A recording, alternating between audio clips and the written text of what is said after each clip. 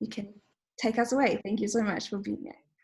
Thank you. Thank you for having me. I'm excited about this talk. I have a lot to cover. I tried to squeeze it all into this short amount of time because I know it's hard to listen for so long and there's just a lot here. So if you have any questions when I'm done, you guys have my email address. Maybe you follow me on Instagram, or if you don't, you can find me on Instagram, and please feel free to message me there or even just look through. I have highlights saved on Instagram where I cover a lot of what I'm talking about tonight. So if you feel like I missed something or didn't answer something, definitely get in touch with me and let me know. So tonight we're going to focus on body image and how it impacts us in our mikvah experience, in our lives intimately. And really, I think I just want to start with a statistic here, which looked at 86% of American women said that they were dissatisfied with their bodies. So that's like a pretty high statistic, right? So we know that most women don't feel good in their skin. I think that statistic is actually even pretty low, only 86%. And when they looked at girls worldwide, a global statistic, right? So not just the Americans, they looked at people all around the world. 92% of girls said that they do not like at least one aspect of their body, right? So young girls they were talking to, and 92% of them say that they don't like something about their body. So what is body image? Let's first define what that is. Body image is the mental image that you have of your body, how you perceive yourself, how you view yourself, how you think others view you, right? How you think others see how you look. That's all a mental job, a mental manifestation, right? It's what goes on in your brain. It's not determined by how much you weigh or how you look. It's not an actual physical manifestation. It's all internal. Your relationship with yourself will influence your body image, your self-worth, your self-esteem, how you talk to yourself. All of this stuff I'll talk about more towards the end of this as I talk about how we can work on healing our body image. But it's an internal job. It takes a lot of time to heal, and our bodies are always changing. So even once, let's say, you get to a place where you have a pretty healthy body image, your body will change again, because that's what bodies are supposed to do. Our bodies change throughout the course of our lives. It's actually a good thing. It's not a bad thing. We're not supposed to always look like we're 20, even though society tells us that we should. That's not a goal we should be striving for. So we're always going to have to be learning to accept and respect and take care of our bodies at each phase of our lives. The good news is a lot of the research shows us that as women get older, they become less focused on their bodies. It's actually less of a concern for them. And part of that is probably because of wisdom, right? As we get older, we just see what's really important. We're less focused on our bodies and more kind of like enjoying maybe our families, or, we've gone through things that we really have our perspectives changed and we see what's important, or maybe our marriages have developed to a point where we realize that it's really not about our physical appearance. It's more about how we feel with our partners, or how we feel with our children, or whatever it is. So they find that a lot of women, as they get older, their body dissatisfaction actually decreases, and they become more confident and feel better in their skin. So that's the good news, that eventually with work, you can actually come and find peace with your body. Again, there are the exceptions of women that struggle with it always throughout their lives. So what influences our body image, right? So we know the first thing, definitely the strongest influence, is society, right? Beauty and body image are culturally mediated. And we know that because once upon a time, if we look back just even to the 1950s, there was a very different body that was celebrated, right? It was the more curvy, it was the, heavier, what's considered heavier body, the Marilyn Monroe, that women who looked like they were real women, right? And then throughout time, it started changing. Then, in the 90s, it was Kate Moss, very thin. And her whole motto was nothing tastes as good as skinny feels, right? So then people started thinking that that was the beauty ideal. And now where we are, it is this unrealistic, unattainable, surgically enhanced body image, right? That's what we're supposed to look like. We're supposed to have tiny waists and impossibly huge bottoms and massive breasts. That's how we're supposed to look, with no cellulite, no stretch marks, no folds when you sit down, none of that stuff, no wrinkles, perfect skin, flawless. That's how we're supposed to look.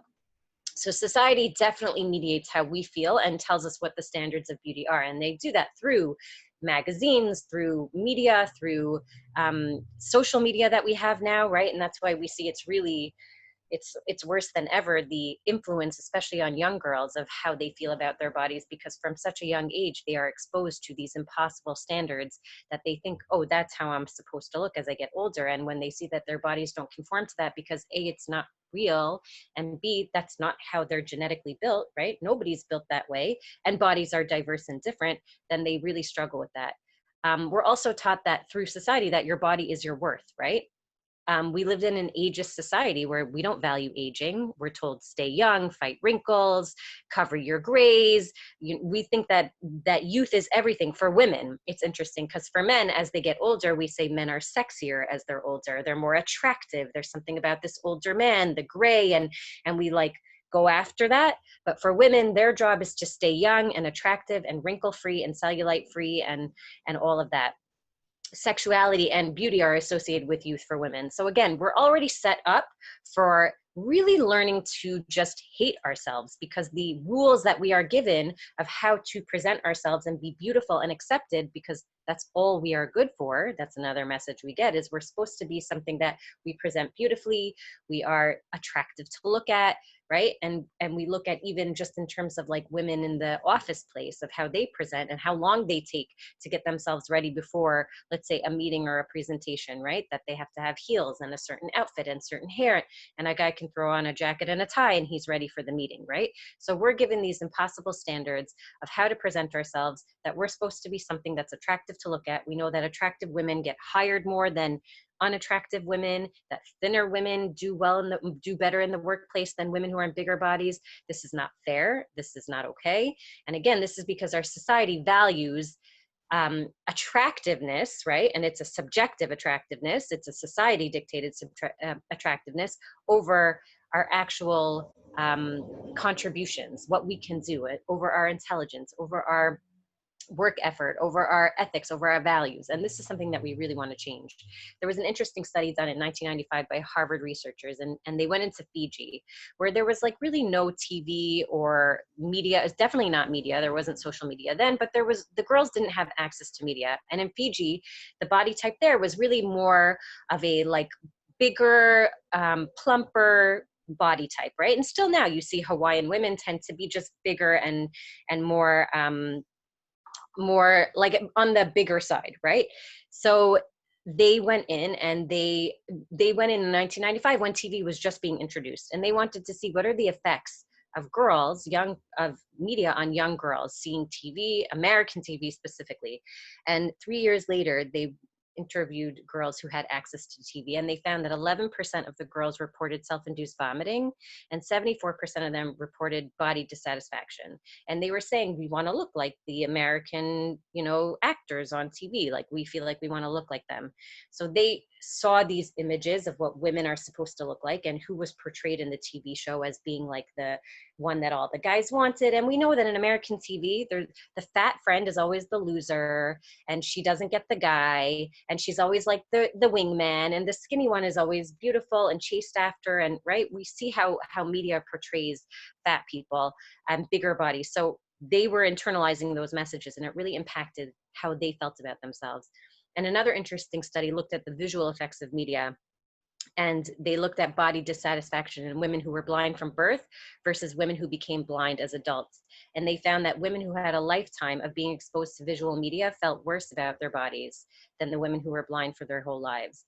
And that's probably because we deduce from that when we see other women, we see pictures airbrushed, even though we know they're airbrushed, of other women. We look at our friends, whatever it is, we compare ourselves. We say, oh, like, I want to look like that, or why does she look? I haven't even had a kid. I mean, she's had 3 babies. I only had 1. Why does she look like that? Right? Or she eats whatever she wants. That's what we think. How does she look that way? And I'm dieting constantly. Why can't I change the way I look? Right? So we're always comparing ourselves and putting ourselves down. And again, those are those messages that are then impacting our body image. Why can't I look like her? Why does she look so good? Why do I look so bad? Why is it so hard for me to lose weight and to feel good in my skin? So those things, those impact how we feel about ourselves, and they impact how we show up in our skin.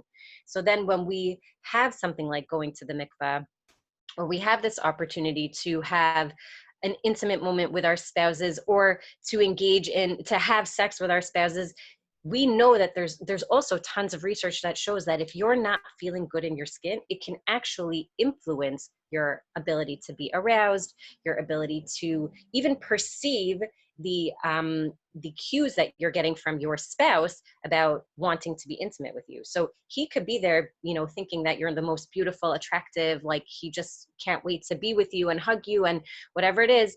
And because you're so caught up in, oh, I feel disgusting. My thighs are so fat. My hips are huge. Ew, I saw my stretch marks in the mirror while I was getting ready. Ugh, there's so much cellulite. I'm gross, I'm gross, I'm gross. You're missing all those cues of him saying, I love you. I want to be with you. I don't care what you look like. Like, this is so, you know, to me, that stretch mark, that cellulite, either I don't see it or I don't even care about it, but we're not paying attention to that because we're so caught up in thinking about how we look. So we're actually doing something to our brains that suppresses our ability to be aroused, to engage in sexual activity, to even have an orgasm. So this really does something to us biologically, right? That affects our sex lives. So body image, improved body image can actually improve your sex life. It can make you more interested in wanting to be sexually involved and also improve your experience. So that's something that we need to think about. And I'm sure you've noticed it when you're not feeling good in your body, you're just not interested in anyone seeing you, for sure not seeing you naked, but touching you. And if he touches a certain part and it's like where that roll is, you're like, oh my God, get off me. That's it. It's ruined. The night's over, right? Like, so we really have to learn to kind of embrace our bodies as they are. And I'm going to talk about that more, but I'm going to go back to a little bit of like what gets in the way. So we know that we see these images that are airbrushed, right? And we know that 70% of women and 50% of men ages 18 to 35 edit their images, right? So we know that what we see online, and I'll give you some social media accounts at the end that I want you to look at that show how people do this. It's so crazy how they modify their images. It's not even them at the end of the day. We're seeing these fake things that are making us feel bad about our body, but we're not even seeing the real image. We know that the function of magazines and Fit Pro pages and whatever it is to make people feel like there's something wrong with you so that they can sell their product. So if I show you before and afters of people and you look like the before, you're going to want to look like the after. So you're going to pay for my diet plan or for my detox or for my juice cleanse or for my hair product or for my skin de-wrinkler because you want to look like her, right? So we know that there's airbrushing going on. And it has an influence on how we view ourselves and what we decide is the ideal woman's body or woman's image. Before and after images are really damaging. And I don't care what anybody says. You know, they say, oh, I'm so proud. I want to show where I am. That's wonderful that you're so proud. Show who you are right now then. Don't show what you looked like before because somebody is your before and you're showing that that's no good. And that's something to be ashamed of. And like, oh, yuck, but look at me now. Right? And that's super embarrassing for someone who's looking at that before, but also for you, because when you eventually get back to that before, because you will, because we see that the statistics show that dieting doesn't work and you will eventually go back to the weight you were at, you will feel bad about yourself. You will feel ashamed of yourself. You'll look back at those pictures when you were thinner and long for that and feel like, oh, I'm disgusting. I'm a failure, right? When in reality, it's not you that failed. It's the diet that failed. It was that restriction that failed. We also have companies like Victoria's Secret who, you know, their fashion show was finally shut down, but Victoria's Secret is the biggest culprit of showing unrealistic standards of how women should look and what beauty is. Impossibly thin women, impossibly tall, like nobody looks like that. And, you know, a lot of the women who used to model in their shows have come forward and talked about all the disordered behaviors that they engaged in before fashion shows to be impossibly thin for their runway. Meaning like Heidi Klum, I remember one year said that she had a baby, like I think it was 4 weeks before the fashion show. And she was talking about the regimen that she was on. She didn't say it was problematic, which is problematic, but she was talking about the regimen that she was on in order to look the way she did for the show. And she was basically eating nothing, starving herself, just drinking a lot of water, just so that she could look a certain way for this show. And I think that that's so damaging and terrible for women to hear, that we have to look a certain way post baby and that it was celebrated. They couldn't stop talking. Look how incredible she looks. She just had a baby.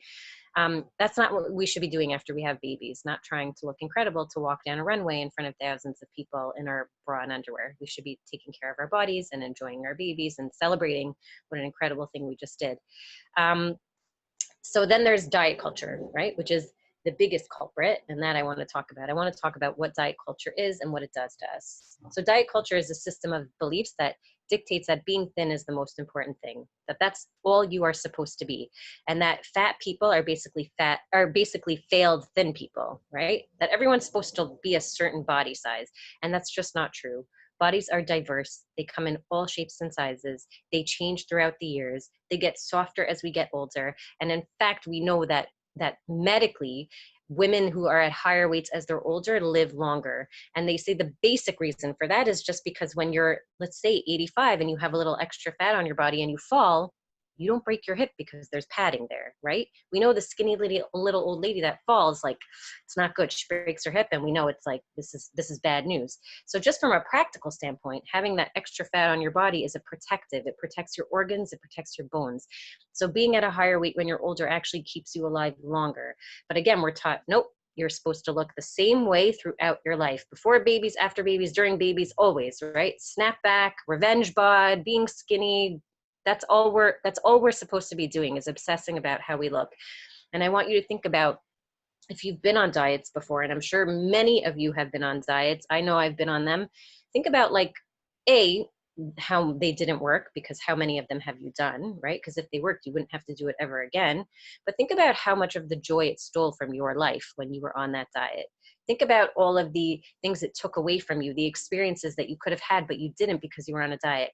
I can't go out to dinner, I'm on a diet. I can't come for that birthday party because I'm on a diet. I can't go to that bar mitzvah because I'm on a diet. I can't have the dessert at the wedding because I'm on a diet.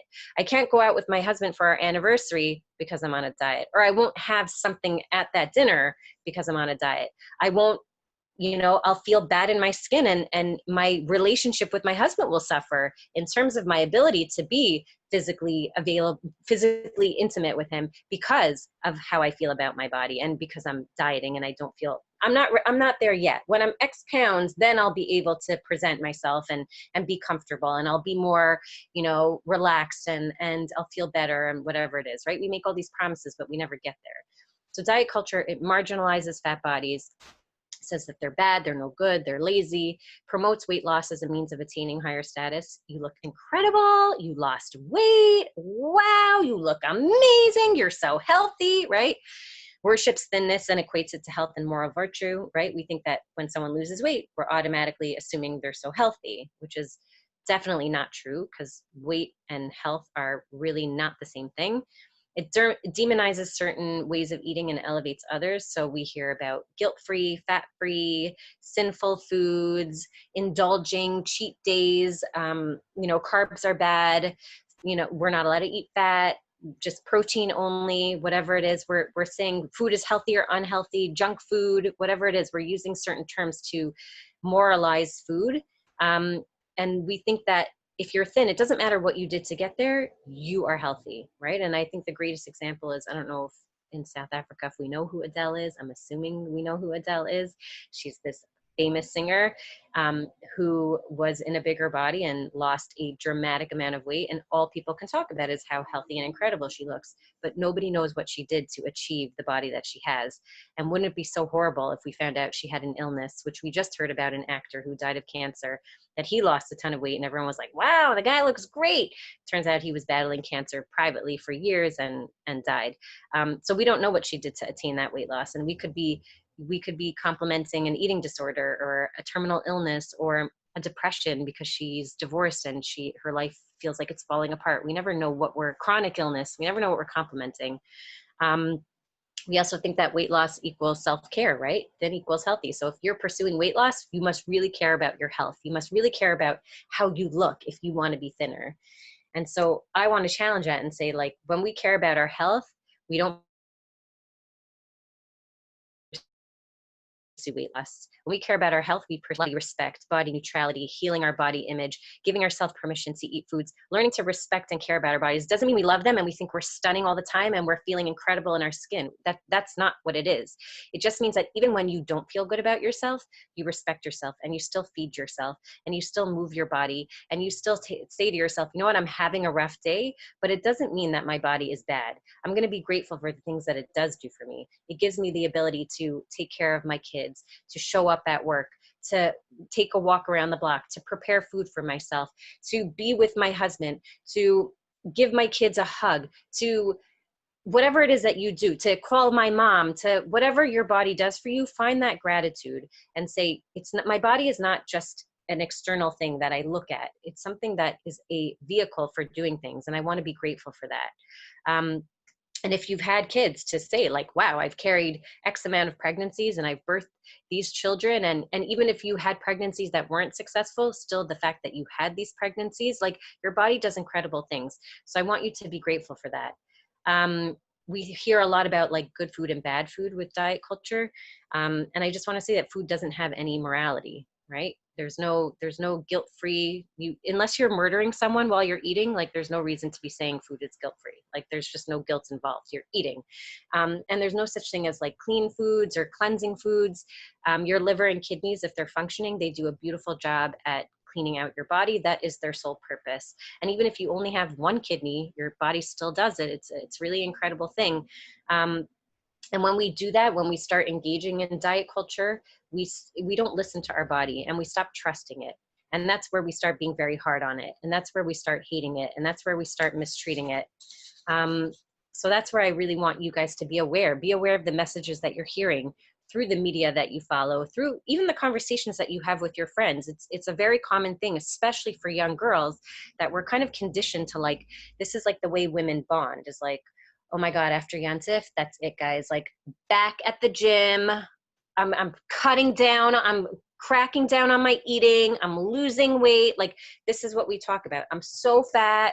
Oh my God, like I can't. My nutritionist said, this is how women bond. We've been conditioned to do this and we have to break those patterns. So when you start recognizing that diet culture is really influencing how you feel about your body and you start rejecting it, which is part of how you heal your body image, you will start noticing how much people talk about it, and then you'll have to excuse yourself from the conversation. So it could either be in ways that you're just quiet, right? That you don't participate in the conversation, or you just say like, oh, I'm trying to like break out of dieting. Like it's just, I want to get off that roller coaster. I'm just trying to, work on my body respect and taking care of my health and in ways that have nothing to do with dieting.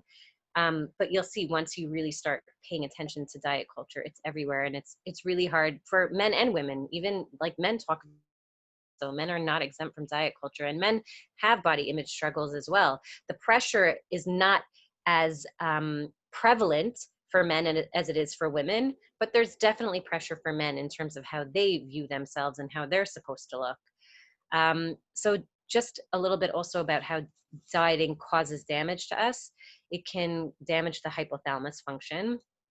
It causes disordered eating. We can lose our innate hunger and fullness cues, right? So that means like we're just not hungry anymore, or we don't know when to stop eating because our brain has basically like, it's kind of shut down that function, that it doesn't tell us anymore like, okay, you've had enough, or, oh, it's time to eat. We have food and body preoccupation. So either all we can think about is, when's my next meal? Oh my God, every 2 hours I'm supposed to eat. Is it 2 hours? I'm starving. When can I have my next snack?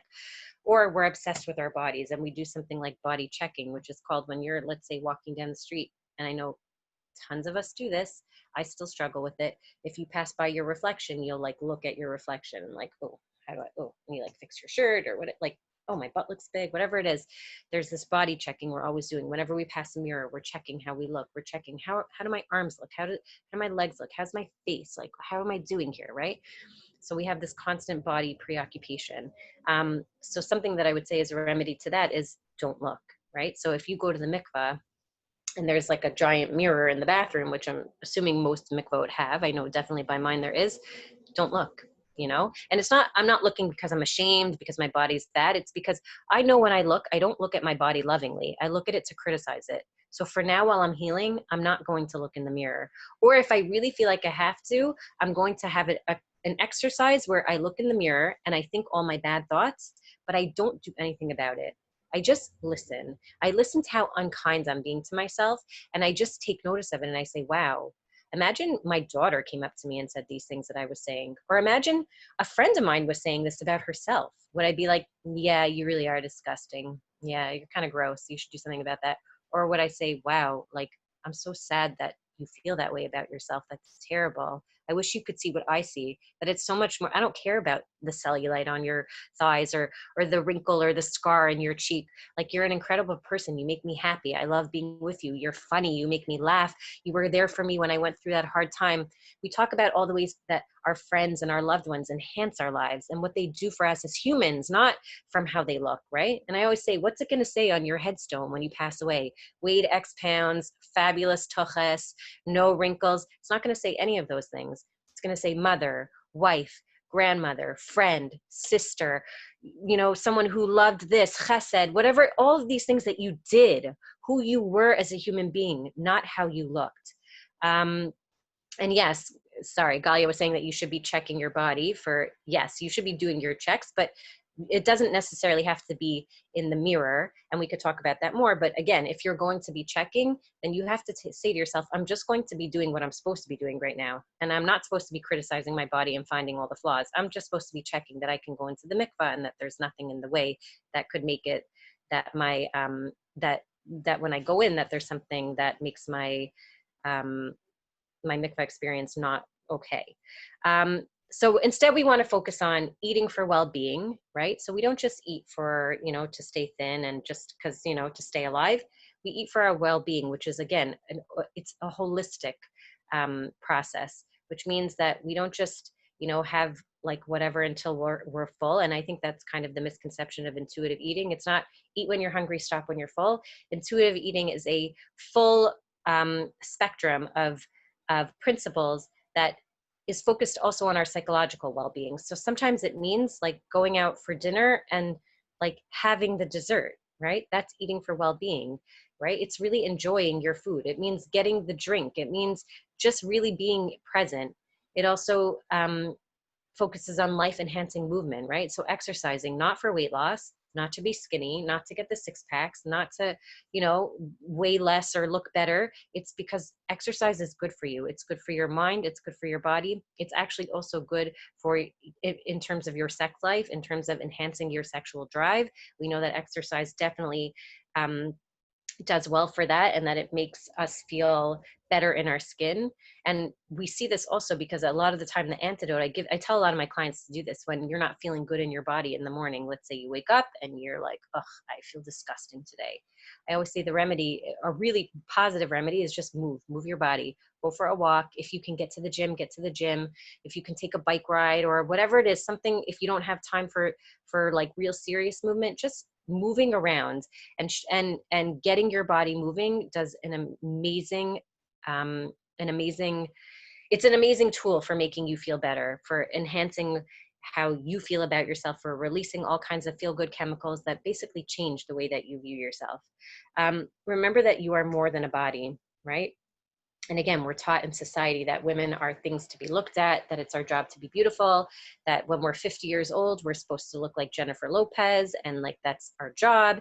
And I always say celebrities are paid to look the way they do. Like, their job is to look impossibly, you know, that impossibly young and impossibly thin, and like they're supposed to be ageless. And that's not our job. We don't have to do that. We also don't have access to the things that they have access to, like personal trainers and personal chefs and surgeons and facialists. And that's just not our lives. We don't have time. We don't have money.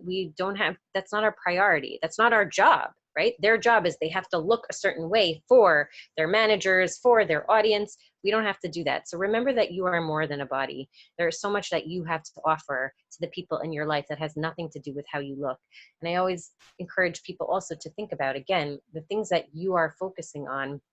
Is this something you would want your kids to focus on? And if they came to you with all the struggles that you have, would you encourage them to change their mindset? Would you want them to be pursuing the dieting and the impossible standards that you're pursuing? And if the answer is no, then that means that you have to start the work yourself, that you have to really start focusing on all the amazing things about you that have nothing to do with rejecting that diet culture and rejecting society's standards of how you should look. Remembering that your body is not an ornament. It's not something to be looked at. It's something that is a vehicle for doing things. And that's very much a Jewish concept also. We believe that our bodies, of course, we should take care of them and we should honor our health. And of course, we should take pride in how we look. But that means it comes from a place of self-empowerment, that I I dress the way I dress, or I put on makeup, or I do my hair a certain way, or I wear certain things because it makes me feel good, not because I think that I have to conform to someone else's standards. So I'm doing it from a place of empowerment, not from a place of feeling bad or feeling like I have to measure up or fit in. So just some benefits we know to adopting intuitive eating, which I have a book here. Intuitive eating, what is a non-diet approach. Evelyn Tribole. I'll give you all these books when I'm done, but Evelyn Tribole and Elise Reich, they are two registered dietitians who basically adopted, who were working with clients to help them lose weight, and realized that so many of their clients were coming back gaining weight and feeling bad about themselves. And they realized that intuitive eating was something that we are born doing, right? That if you watch a child when they're young, when they're hungry, an infant even, right? When they're hungry, what do? They cry, right? And we feed them. And then when they're done, they turn away. And even if you try to stick that bottle back in their mouth, or you try to nurse them more, they're not taking it, right? Because they're done. And you see that with kids too. We make them a plate and they take 2 bites and they're like, I'm finished. And we're like, what? What do you mean? How can you be finished? But they've had enough, right? And we trust them, right? That they know, and that they know that they've had enough. Eventually what ends up happening is, as adults, we say, no, you didn't eat enough. No, you need to eat more. Oh, you have to have this. Oh, you have to that.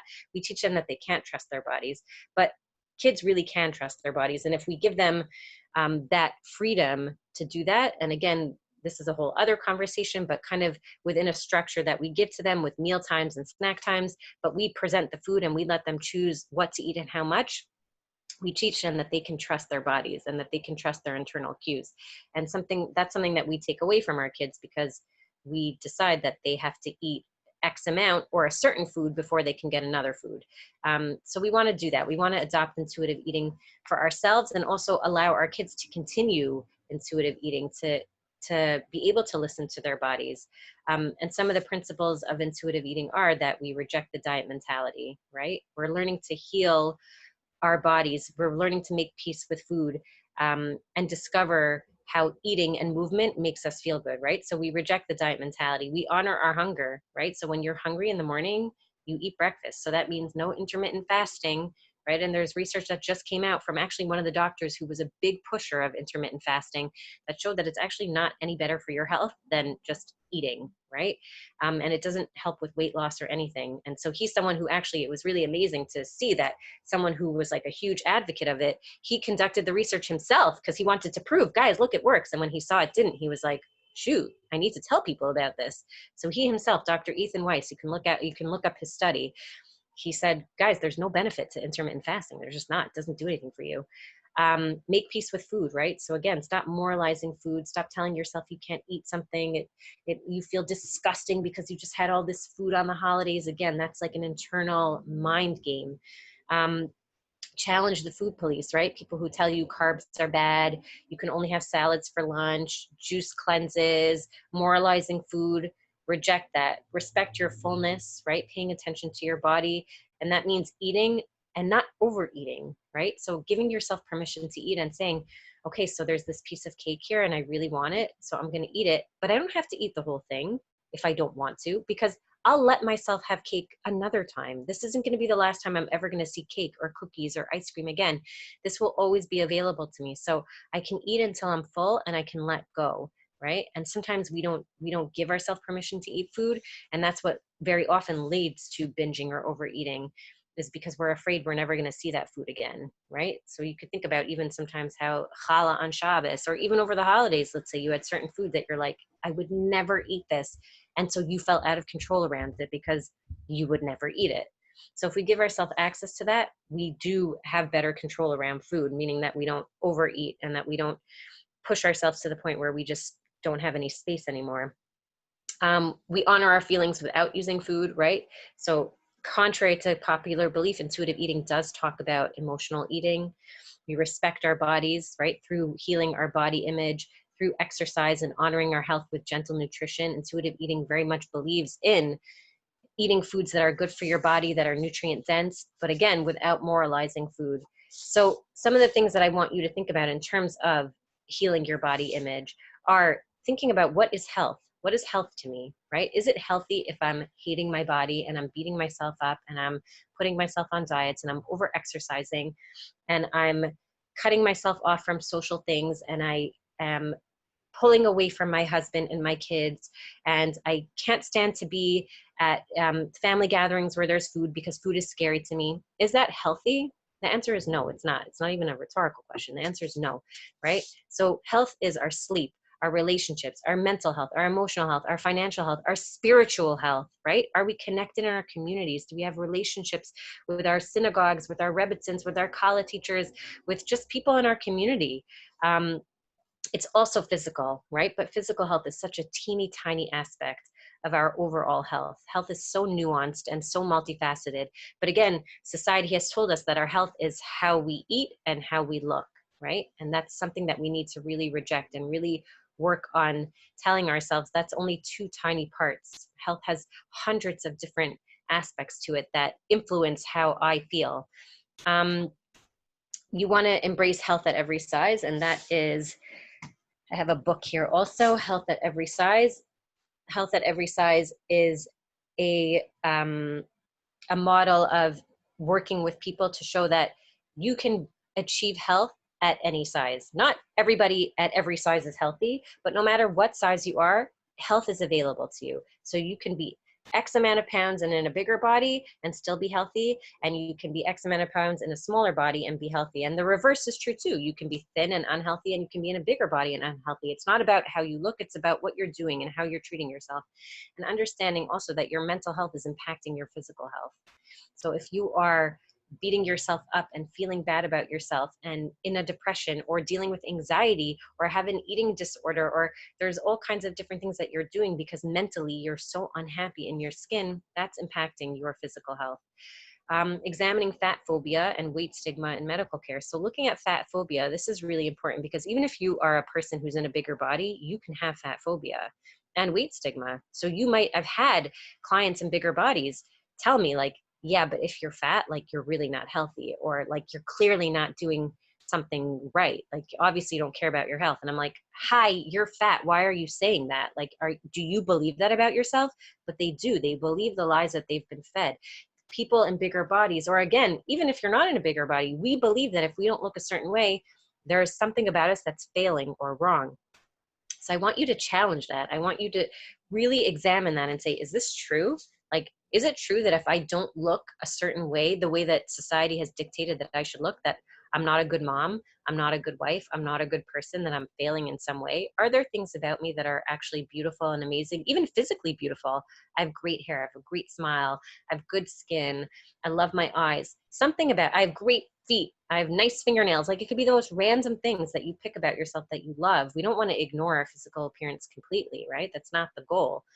But it's to find the things that we love about ourselves and focus on those and say, yes, this is something that I actually really like about myself. And right now it might be hard for you to find that because you've spent so much time hating yourself and telling yourself how gross you are and picking yourself apart. But that would kind of be the exercise that I would encourage you to do. And some social media accounts that I would love for you to follow. And I'm going to give you some book recommendations. And again, I can write these all down in the chat afterwards. But there's a few accounts that I really like. One is Beauty Redefined. They talk all the time about challenging society's definitions of beauty and what we're told is the ideal body. With This Body is another one, great account. Jennifer Rowland, she's a registered dietitian. She's fantastic. Body Image by Bree, also BRI, Body Image by Bree. She's a licensed mental health counselor actually who works in New Jersey, and she works with women to deal with body image problems and helping them just learn to respect and take care of their health. Body Image Therapist, Ashley Bennett. Her name is, her handle on Instagram is Body Image Therapist. Dietitian Anna, she's also fantastic. Marcy RD, Marcy Evans, also another great account. So those are some accounts to follow, and this matters. Who you follow on social media, who you're looking at, is impacting how you feel about yourself. And actually, there's another therapist that I work with sometimes who I really think is so fantastic, Rachel Herkman. I don't know if any of you know her, but Rachel, that we did for the Yoetz at Halacha here in New York, and she was saying that something that influences how we feel about ourselves in terms of our mood on a mikvah night is social media and consuming social media. So she said that women who consume social media before like they go to bed or before they're but when they come back from the mikvah, they actually have a lower sex drive and feel worse about themselves. So if you know that looking at social media, following a certain influencer or looking at certain pages, like just makes you just feel bad about yourself, not even consciously, but you start noticing that afterwards, you're just like not in the mood to be around anyone, or you don't feel good in your skin, maybe say to yourself, Kate, when it's mikvah night or the few nights after, like, I'm going to make a rule for myself that after 6 p.m., I don't go on social media. Or if I do, I'm going to follow these pages that Rachel told me about, and I'm going to start really working on how I feel in my skin. And something you can communicate with your partner also, if this is something that you feel comfortable doing with, is you can tell him, like, this is an area I really struggle with, my body image. I want to like heal it. I want to start feeling comfortable in my skin.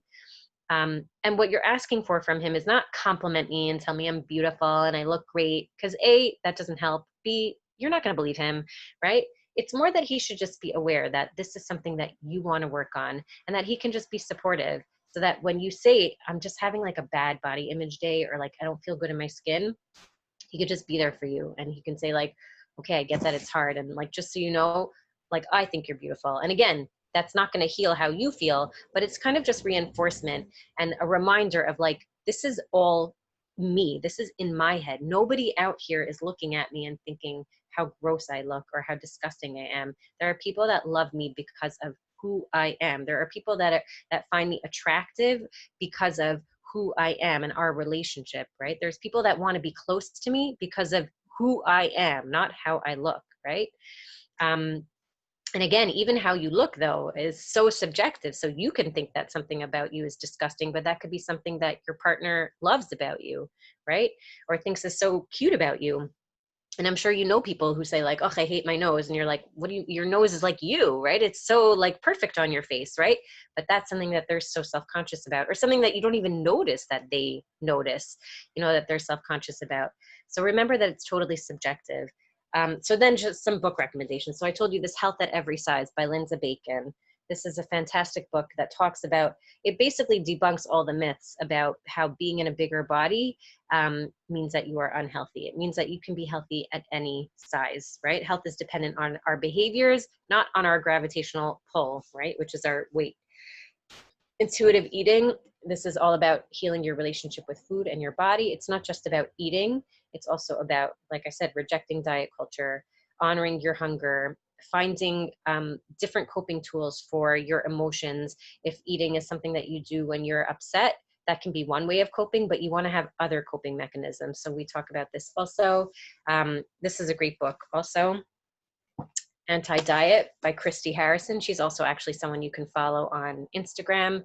Fantastic. Talks about the history of diets, talks about societal influence on how we feel about our bodies and what impacts how we feel about our bodies and how it's changed over the years, and about the diet industry and how they basically look for ways to make us feel bad about ourselves and profit off of that. And then body respect also. So this is very much a body image book. It's what conventional health books get wrong, leave out, and just plain fail to understand about weight.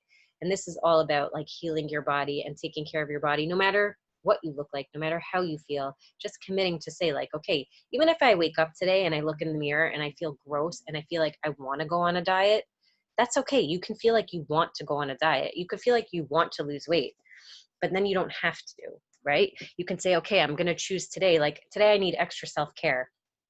So I'm going to make sure to eat my breakfast, and I'm going to make sure to call a friend, or I'm going to make sure to read a chapter from that book, or listen to a podcast on body image. A lot of these authors have podcasts, and a lot of these social media pages have podcasts also.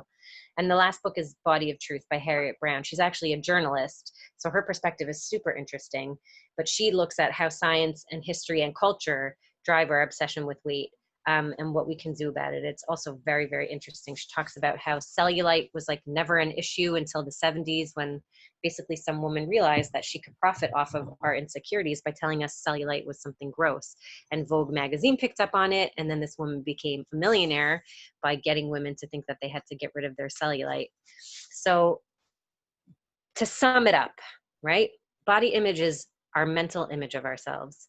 It is influenced very much by our society, by diet culture, and about the lies, and by the lies that we tell ourselves, which again are influenced by society and diet culture. And the way that we heal that is that we have to reject a lot of the messages that we receive from society. We have to shift our focus from what society tells us makes us valuable to what we inherently as human beings, but also as Jews, we kind of have this like framework built for us about what's really important in life and what's really valuable. And so we have to shift that from, it doesn't matter how I look. It doesn't matter how much I weigh. It doesn't matter how many grays I have, or, you know, when I sit down, if my, you know, thighs are touching or not. It matters who I am as a human being. It matters that people love me and want to be around me, that I love others, that I give to others. It matters who I am as a human being. And again, that doesn't mean that we don't ever care about how we look and that it's not, women shouldn't feel beautiful. Of course you should. And if you like makeup, wear makeup. And if you like to do your hair, do your hair. And if fashion is something that you love and it makes you feel good, of course you should do these things. But again, it should come from a place of empowerment and a place of making you feel good about yourself. So on those days when you don't feel good, then yeah, maybe you do your makeup, or you do your hair, or you go and get a manicure, or, you know, you get yourself something nice. Maybe those days, that's the kind of self-care that you engage in, because engaging in those physical aspects of beauty does kind of take away from you feeling not so great in your skin. Getting clothes that fit, right? Get rid of those clothes that are in your closet from 15 years ago that you're like, I'm going to get back into this. I'm going to keep it. I'm going to get that skirt back on. Just get rid of it. Donate it or throw it out and buy clothes that fit. I promise you will see what it does to your body image. You just feel good. You feel good when you put on clothing that fits you and that's comfortable. You don't feel disgusting. You don't feel huge. You don't feel like you're giving up. You say, I'm not giving up.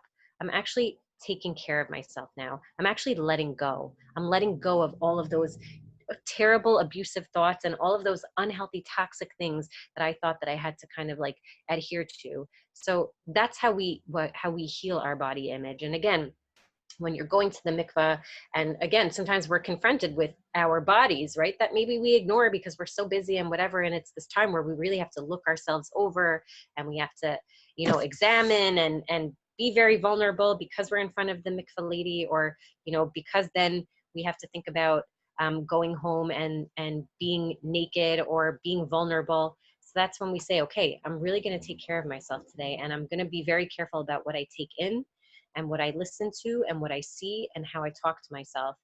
You might have to journal. I think journaling is super important.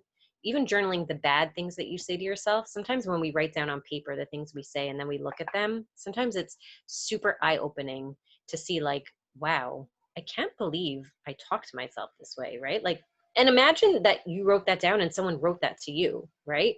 You're disgusting. If Rachel Tuckman said that to you, you would be like, wow, Rachel Tuckman's disgusting. But if you say that to yourself, you're like, yeah, it's true. It's true. I am disgusting, right? So why is it acceptable from you, but it's horrible and terrible from someone else, right? We take abuse from ourselves that we would never tolerate from other people. So that's something that I want you to be conscious of. How am I speaking to myself? Is it helpful or is it harmful? Probably a lot of the time it's super harmful. So I want you to really change the way you speak and be conscious of the messages that you're giving yourself and the media that you're taking in. So I'm going to look at some of the questions now, right?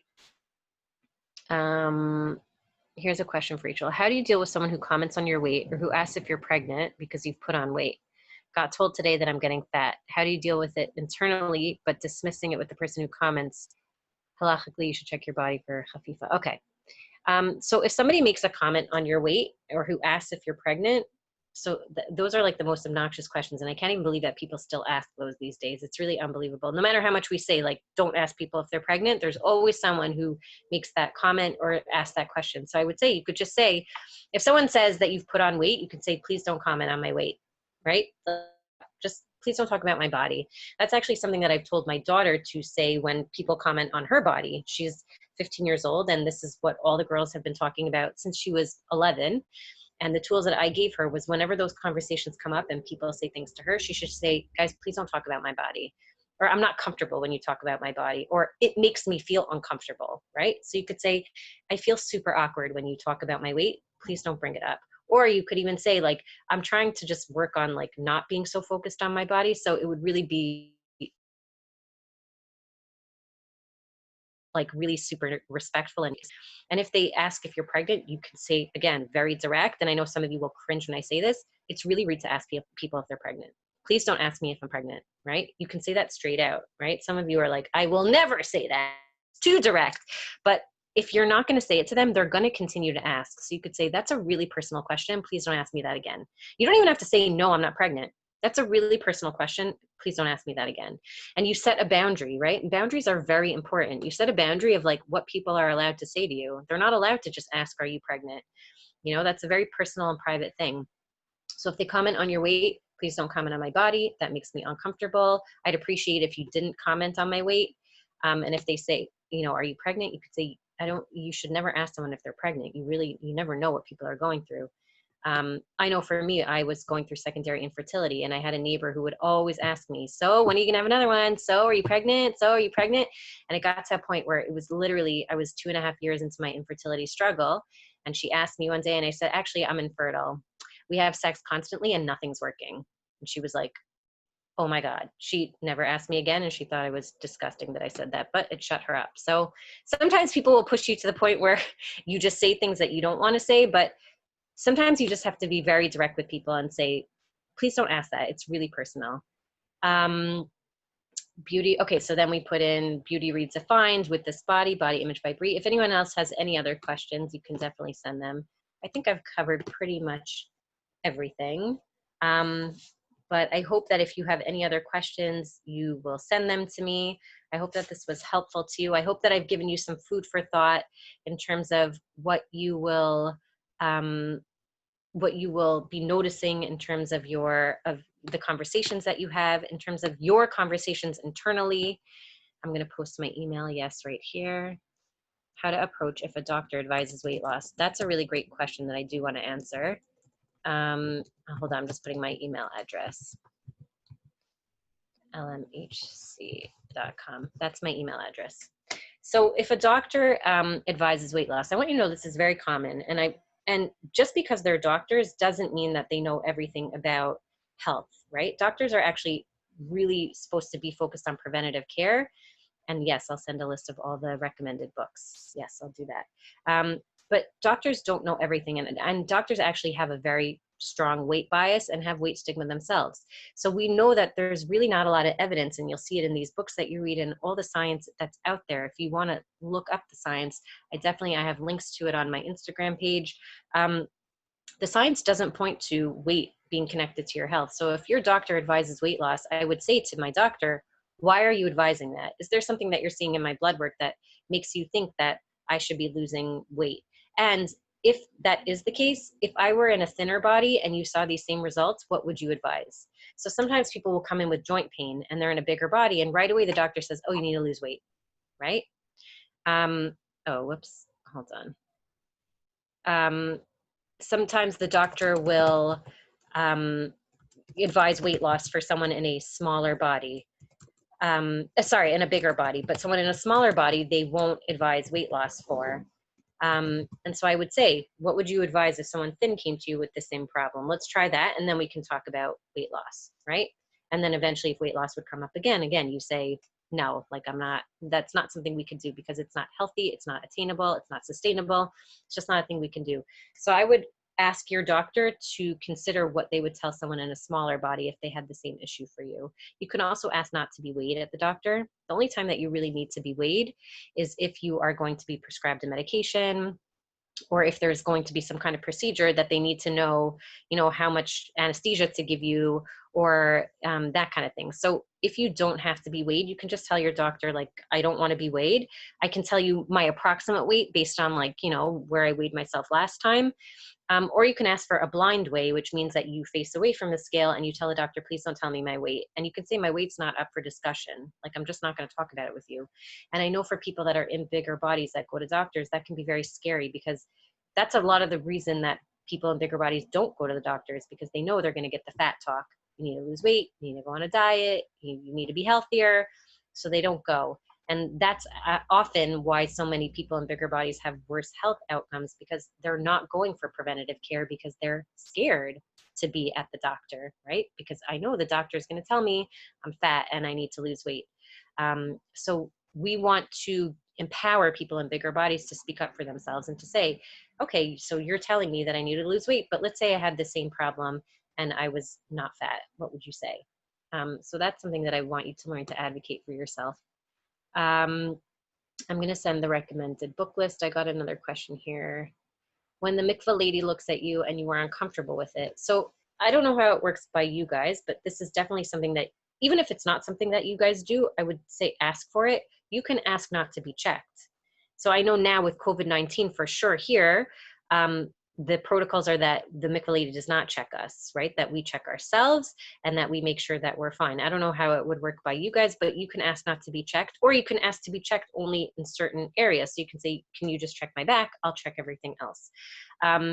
So that could be something that you talk about with your mikvah lady, and that's something that hopefully they will honor. And if they don't, I would say please try to reach out to either the head of your mikvah or to your local rebbitzin and ask them to have a talk with your mikvah lady and address that, because I know so many women who have been traumatized or are uncomfortable with going to the mikvah because they don't want to be examined or touched. And you have every right to say to your mikvah lady, like, please, I'll check myself, please don't look.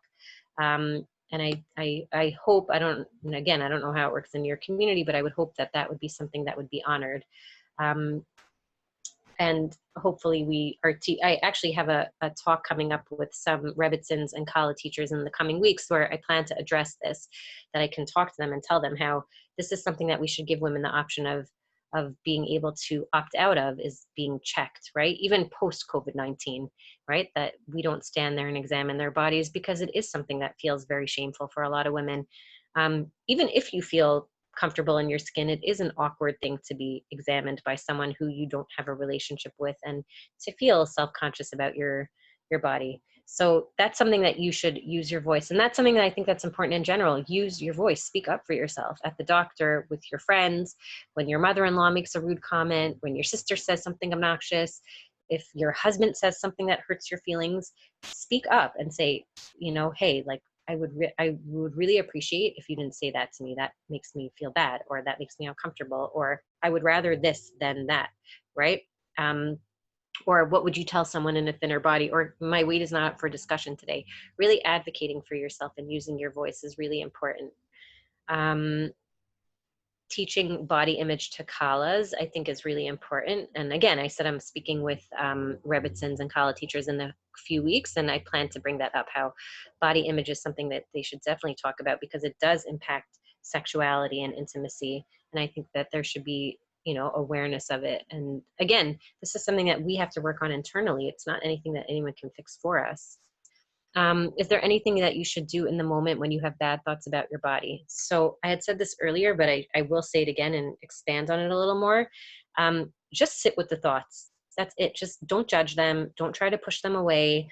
Don't listen to them, though, right? So you can feel, let's say, whatever time of day it is, wherever you are, you start feeling not good about yourself because you caught a glimpse of yourself, or because your skirt is feeling a certain way, or whatever it is. Just notice the thoughts. And I would say, okay, I'm having a hard time right now. Like, I don't feel good about myself. That's it. I'm just going to let it come, and I'm going to let it go. I don't have to do anything about it. I don't have to make it better. I don't have to make myself feel better in my skin. I just have to let this thought sit so that it can just go away. And usually when you do that, in the beginning, it won't always work this way, but when you do that, eventually that thought goes away, and then you're able to continue your day. It doesn't follow you around. The more you try to fight that thought, and the more you try to then fix that thought or remedy it, or remedy your body, the more that thought is going to continue to come back and haunt you. And, ugh, you're gross. Ugh, yeah, see, you don't feel good today. Ugh, your arms are gross. Oh, look at that double chin. Ugh, the wrinkles when you smile. You really should call that, get that Botox. Just let the feeling come and let it go without judgment. And then ask yourself, is there something that I can say that's like kind to myself right now, right? Like, I see I'm having a hard time. What can I say that's kind right now? Because right now I'm not being so kind. And again, a lot of our body image is influenced by the way we speak to ourselves. Based on what we see and based on what we believe, we then reinforce that and compound it with the messages that we give ourselves. So you have to switch the way you speak to yourself from negative to just more compassionate. It doesn't even have to be positive. Again, you don't have to be like, I'm stunning, I'm amazing, I'm beautiful, I love my body. There's body positivity, which is a great movement. And then there's body respect, body neutrality. I just be neutral about your body. If you want to be body amazing, I just want you to be neutral about it, because when you're neutral about it, then you're able to stop focusing on it so much. You're able to go about your day and not be obsessed, and not be obsessed with food and it to the extreme, or to the either extreme of eating too much or eating too little. You're able to just live your life. And again, think about how much of your time has been stolen and how much joy has been stolen from focusing on this stuff, right? And in that book, Anti-Diet, Christy Harrison says, she says, dieting is like the ultimate time thief, the ultimate joy thief. It takes away so many precious moments from your life. Think about before a wedding or a bar mitzvah or a simcha that you made, how much time you spent focusing on you need to diet to fit into your dress. You don't want to look fat in the pictures. You don't want to be in the pictures, analyzing yourself of the picture, like taking away from you being fully present in your simcha, right? Because you were so self-conscious about how you're going to look and the dress and being thin enough and looking thin enough. And it really robs us of being present and being happy and really enjoying life's moments. So I would say that when you're having those bad thoughts, you just accept them, you hear them, you listen to them, and you tell yourself, okay, like, I don't need to fix this right now. I'm clearly not feeling good, but this is going to pass. And you just keep moving with your day. It gets easier with time. Are there any other thoughts or questions that anyone wants to send? Is there anything, oh, wait, what to do if your medication makes you gain weight and you know it's not your normal size, but you can't do anything about it? So I actually see this a lot also with clients who have like depression or anxiety, or just any medications in general. But I've seen this a lot, that certain clients don't want to take certain medications because they're scared of weight gain. And that's when I say, like, look how twisted diet culture is, that it doesn't, some people don't even want to take care of their health, right? Just to be skinny. So if your medication makes you gain weight, and you know it's not your normal size, so then you can even say to yourself, I know this is because of the medication I'm on that I'm gaining weight, but I have to think about what are the costs versus the benefits. So let's say in a situation where you're battling with, depression, and you need to be on a medication that happens to make you gain weight, you ask yourself, if I get off this medication, what will that do for me? What does that mean my life will look like? So I'll lose the weight, but then what else will I lose? I'll lose my happiness. I'll lose my marriage potentially. I could lose my kids. I lose my functioning. I lose my job. I lose being able to be present and be living my life, right? So we should be kind of, again, asking ourselves, like, okay, I'm gaining weight right now on this medication, but what else am I gaining from being on the medication? I'm gaining my health back. I'm gaining my ability to be a proper present mother or sister or friend. I'm gaining so much more. So again, when we start focusing on like gaining weight, and that's that internalized fat phobia, I'm scared. Like, I'm okay with other people being fat. I'm not okay with me being fat. So that's what we have to look at. Okay, why am I so scared of gaining weight? What does that mean? Why do I think that that's going to make me less or a bad person, right? What's the best way to compliment someone's weight loss if it's something they're proud of? You don't compliment weight loss. Sorry, even if they're proud of it, you just don't. You never do. And I know that people are proud of their weight loss, and they might even say, like, look at this, I've worked so hard. I was dieting for months. Don't I look great? And you could say, I know that you're so happy. Like, I just love being around you and I love your energy and I'm happy that you're happy. That's all you say. Complimenting weight loss really, again, just reinforces that being thinner is better, and that when they were fat, there was something that was lacking or there was something that wasn't good about them. And if they gain the weight back, then that's super humiliating for them, because they remember all the praise and all the accolades they got when they were thin, how great they looked. And now that they've gained it back, it's very shameful and embarrassing for them, right? So we really want to steer clear of that. So you don't compliment. There's no best way to compliment weight loss. You just don't do it, even if they're proud of it.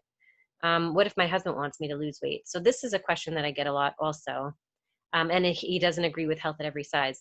So generally when a spouse is unhappy with another spouse's physical appearance, there's a lot more going on than just the physical appearance. There's other disconnect that's happening in the relationship. So I would say that's something that you guys should really probably go see a marriage therapist to talk about.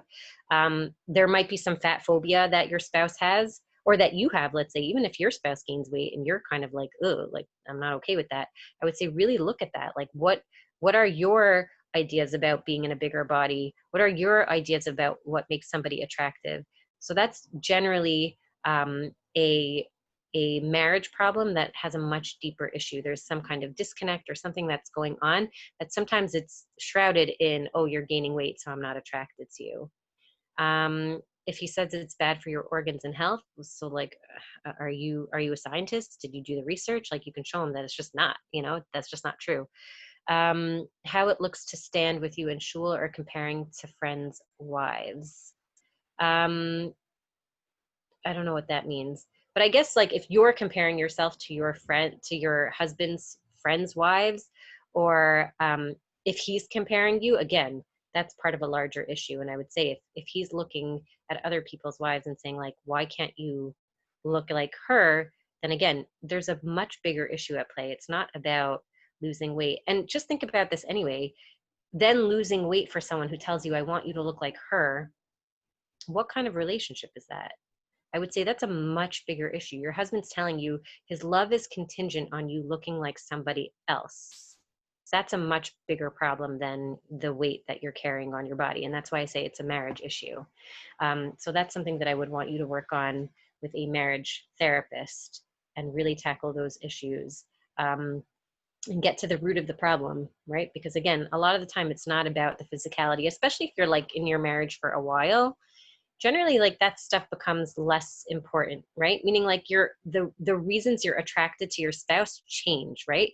And even the way you view them in terms of their physical beauty or their physical attractiveness, it just changes, right? So they may become even more attractive to you, but it's not even because physically how they look, it's because of who you see they are. So when you become parents and they're super involved, or they're helpful, or they're, or how they act in the community, or whatever it is, like they just become more attractive to you, or how supportive they are of you, or whatever it is, that you might see them in a different light, that the attraction kind of changes. So again, just remember that, like if your husband's doing that, that's an indicator of a bigger problem. So someone said, she says her husband's a doctor, and she says that too much weight, and he says that too much weight affects the organs negatively. So she argues with him. So again, I'm happy, if you want to message me and ask for the scientific papers, read those books, bring them. Again, Lindsay Bacon is like a researcher. This is what she does. She researches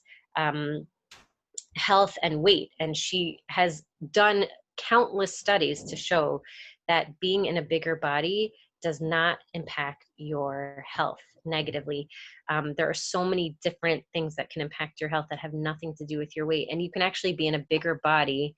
And if you are somebody who is very like fit, meaning you exercise and you take care of your physical health, even if you're in a bigger body, you have a higher BMI that's considered obese or overweight, you can actually be healthier than someone who's in a thin body with a lower BMI. And live longer. So the research is out there. It's not made up, and it's not just recent research. This is research that's been going on since like the 50s, and more like in the past 35 years, really substantial stuff that has looked at thousands and thousands of people, hundreds of thousands of people, to show like weight and health are just not the same thing. They're two completely separate things. And there's so much more that goes on for a person when they are having health issues, that weight is not always the problem. There's so many other things. So, but again, we live in a fat phobic society. We live in a society that hates fat people, that wants everyone to look the same way, that wants everyone to be thin, that thinks that being thin is healthy. And so it's hard. It's hard to be in a bigger body and to get away from that. But there are ways to honor our health that have nothing to do with how we look. And those are the things that we should be focusing on. And you'll see that when you do that, again, your confidence comes back. It takes time. This is not something that, will be 2 months down the line. I'm 3 years into the journey and I still have struggles, and I anticipate that I'll continue to have struggles. But I see that so many areas of my life have been freed up for me to do other things that make me feel more fulfilled and happier, that help me to be more present.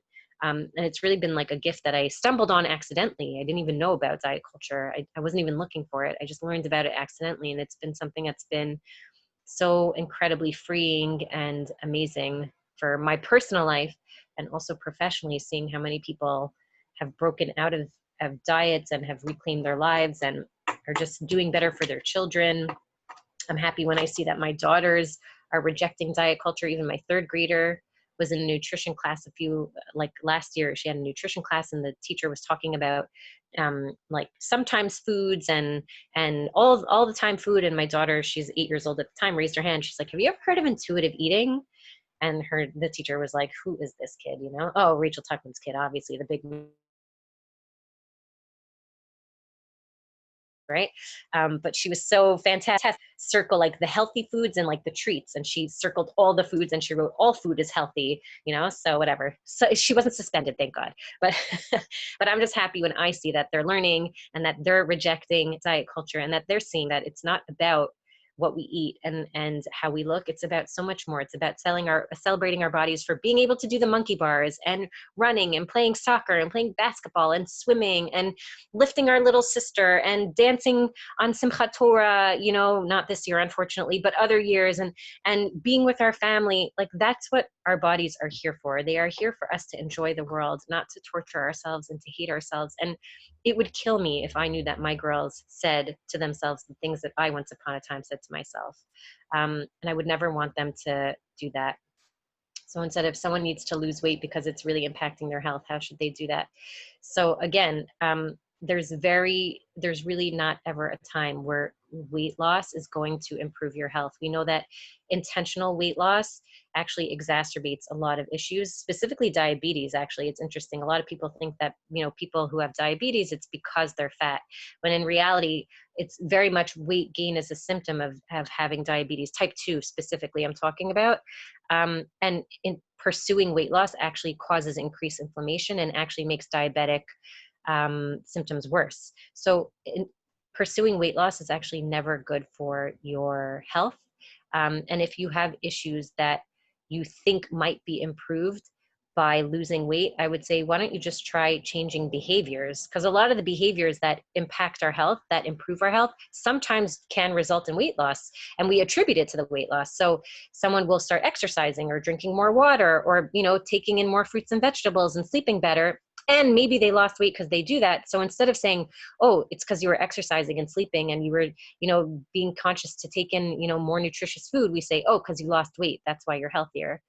No, I stopped smoking. I stopped drinking. I started sleeping. I'm actively trying to reduce my stress. I'm exercising. I'm moving. I never moved before. Those are the things that made my health better. But we attribute it to weight loss because we're obsessed with weight loss in this world. But you can do all these behaviors and not lose weight and still improve your health. So that's important to know too. You can engage in all these healthy behaviors and not lose weight, but still improve your cholesterol, improve all those internal markers, and live a healthier life. And again, there's a lot of research about people in bigger bodies who are fit, meaning that they exercise and that they have that they're engaging in physical activity and taking care of their bodies, and they actually have much better health markers than people who are smaller and don't engage in those behaviors. But again, we would look at the fat person and be like, you're probably not healthy. The thin person and think that they're super healthy. And even just like my own personal example, I grew up with a mom who was always in a bigger body and a dad who was always small and always dieting. My father has had countless health problems nonstop throughout the years, like scary stuff also. My mother, and when I was young, she would say it and I would roll my eyes. I was always so embarrassed of her. She would be like, what? I'm healthy. Like, so I'm in a bigger body. I'm healthy. And I'd be like, yeah, right, Ma. Like, no, you're not. She, thank God, is 74 years old and she is like kicking. She is young and energetic and still working. And thank God has really never had any serious health issues. She gets a cold, you know, she's doing amazing. So I just think it's interesting how my dad, who was always dieting and always very health conscious and the treadmill and whatever he was, has had so many issues, and my mom never did. The last question I'm going to answer is, what's the balance with accepting all bodies but not encouraging people to become obese? Okay, so this question is funny.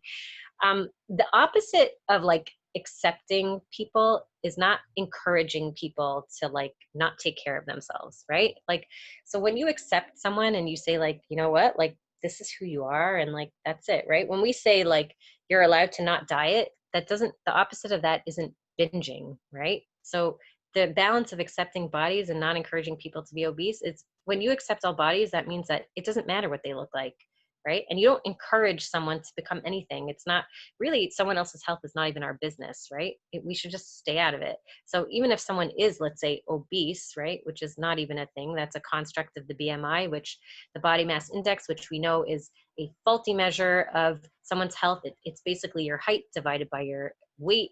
And it does not tell us anything about your health at all, because it doesn't tell us about muscle mass or fat distribution or anything. So you can have a high BMI and be someone who is like Michael Phelps, or some of these, these UFC fighters, these boxers who are very muscular and big and not, looking from the outside, they're not someone who's obese, but they're considered obese. So the BMI is not an indicator at all of anyone's health. So the balance is that we just say someone else's body is not any of my business. And when we tell someone that we're accepting their body, actually what you do is you release them from a lot of the shame that they feel, right? And the model that we currently have right now in like trying to get people healthy is to shame them or to scare them, right? So COVID-19, people who are fat, you better watch out. You're going to die if you get it, right? We're shaming them. And my response to that was always like, what do you expect them to do then? Because they're not going to lose that amount of weight that you need them to lose in the time that we're having COVID-19. So they're not going to be skinny tomorrow. So what do we do for them, right? Like, what's the solution here? So pursuing weight loss is never a good idea.